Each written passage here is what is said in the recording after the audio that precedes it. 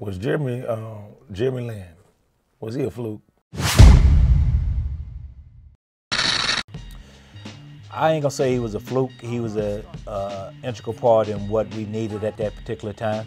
When he came in, he charged this city up, charged this team up, and you know, he's a solid player. I would say that about Jeremy. He's a solid player. Well, we don't hear but nothing about him now. I'm not sure. I'm not sure. Sometimes, you know, guys, you know, kind of get things inside their head that the success that they had before that they can translate anywhere they go. And sometimes it don't work out. Why y'all didn't give him that money, man? That was on him. That wasn't on us. You know what I mean? You know, I think it was offered to him. You know, he got a better deal. You know, in this game that we play, it's a business, and you have to make a business decision. He made a business decision to go to Houston. Unfortunately, it didn't work. Now he's in LA. It's not going too well for him out there right now. So, you know, his decision. That's all I can say. But he's still getting a check. He's getting a check. And on the bright side of things. it. A big check. You know what I mean? You think about it.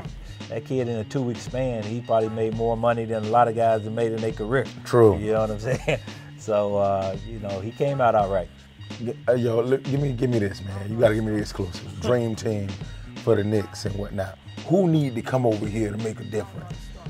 Who we need to get rid of? You ain't got to say who we need to get rid of. Well, we got a lot of players that's going to be leaving this year anyway, so it's not going to be a big deal. No, I think I can't really say because I work for the Knicks, so right. I can't really talk about that part of the business. But obviously, we need players. We need players. We have Carmelo. We need players. We have Carmelo, and you know, Phil going. You satisfied with him? I love Carmelo. I love Carmelo as a player. He's one of those New York bred type of mentality players, and you know, I'd love to have Carmelo back when we played. You know what I mean? Because he fits right into the way we played, and so I think Phil is going to put together a team that's going to, you know, help his game, and as well as, you know, a team that can, you know, compete in today's game. You know, a team that can get up and down the court and play aggressive style of basketball. Did you like J.R. Smith, man? I love J.R. You know what I mean? J.R. he had to grow up.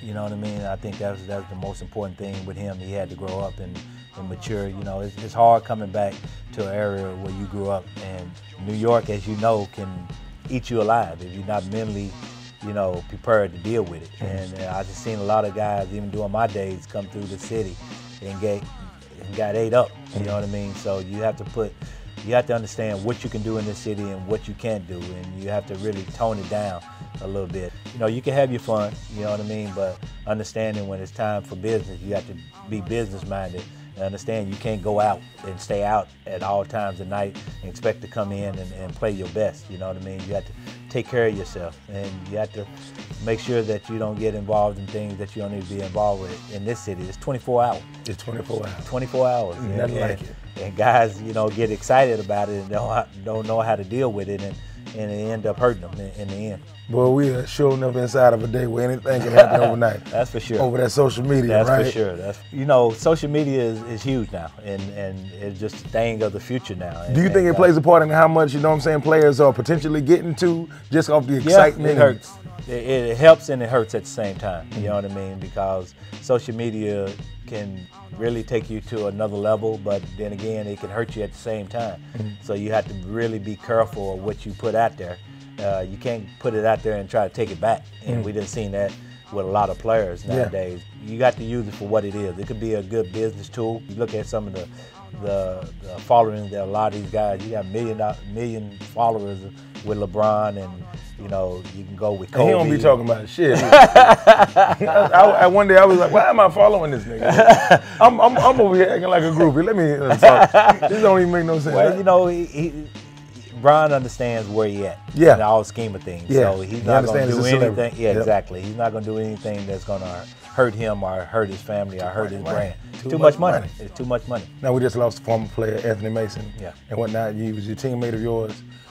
Like, what can you tell me about, like, your relationship with him? And we was like this, you know what I mean? We pretty much came to the Knicks at the same time, and so we was both guys was trying to, you know, make our bones with the team, and you know, our backgrounds are similar, and so Mace was my dude, you know what I mean? And You know, the way he played and the attitude that he had was similar to mine, and so you know, we really bonded when he came to the team, and so it's going to be it is a heartfelt loss, you know, losing him at such a young age, but he will never be forgotten, you know, especially in my heart and with the Knicks fans and with the organization. With that being said, give me an untold Anthony Mason story. Something exclusive. No, Mace was a funny dude. You know, he was the clown of the team, and I can remember, you know, he felt like he wasn't getting the ball quite a bit, and you know, Mace told all of us, he said, what I got to do to get the ball, send y'all Christmas cards. You know what I'm saying? And that was just Mace, you know what I mean? He would clown around. I can remember in the huddle, and the game was tight, and you know, the intensity level was high. You know, Mace had 2 front teeth was false.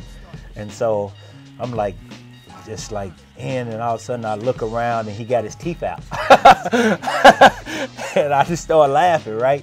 And it loosened me up, you know what I mean? So he would do that type of thing, you know what I mean? So he was funny like that, yeah. Word. I can dig it, man. Man, you got your own situation going on here with, what is your line called? It's called Zipway. Zipway. Now this is a unique breakaway clothing line. Right? Yes, it is. Yes, it is. It's like the original breakaway pants with the buttons. Right. Instead, we use zippers. And so it comes off a lot cleaner, a lot faster, and puts on a lot quicker.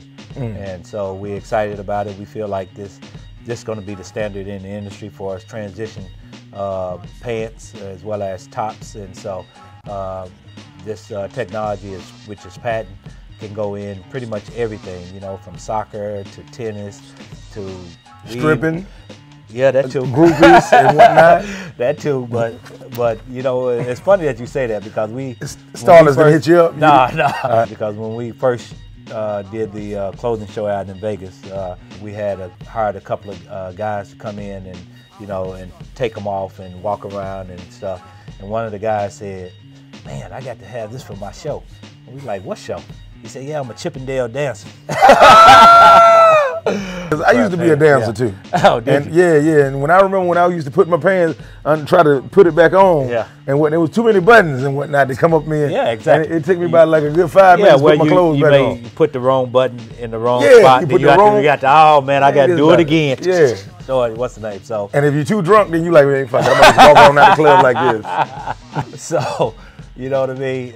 But you know, it's a cool product. Kids love it. You know, parents love it, and you know, we even right now creating an adaptive clothing around it for handicapped, you know, people, because they found some of our pants online, and they sent us a great testimony about how easy it was for them to be able to transition in and out their pants. It made their lives a lot easier and gave them some dignity that they don't have to have people, you know, helping them. You know what I mean? So it's incredible. You know, we even put it in hospital scrubs. No, it's pretty easy. Matter of fact, let me grab a pair of pants over there. So this is the technology, just so you can see. So you just, these straps, you just take it. That's crazy. Come down, yeah. I got a fight coming up. Okay. Yeah, I'm doing the first hip hop celebrity boxing matches and shit. Oh, you got to wear these. I need something exclusive, man. You need this in your life. Y'all got to make me something like complete. I want to rip it off when I get in the ring and do my thing. It got to be a show. For sure. Because I'm coming out like Apollo Creed did in Rocky IV when he fought Drago with James Brown and all.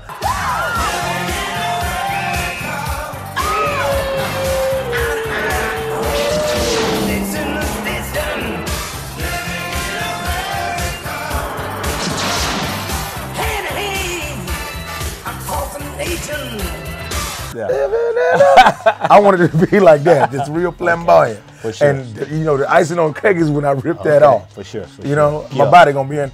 I need to be on point, John. We'll hook you up. You got me there. I got you. Okay. Yo, who's better, LeBron or? Rappers are monkey flipping with the funky rhythm I be kicking. Musician, inflicting composition of pain. I'm like Scarface, sniffing cocaine, holding an M16. See with the pen I'm extreme. Now bullet holes left in my peak holes. I'm suited up with street clothes. Hand me a 9 and out the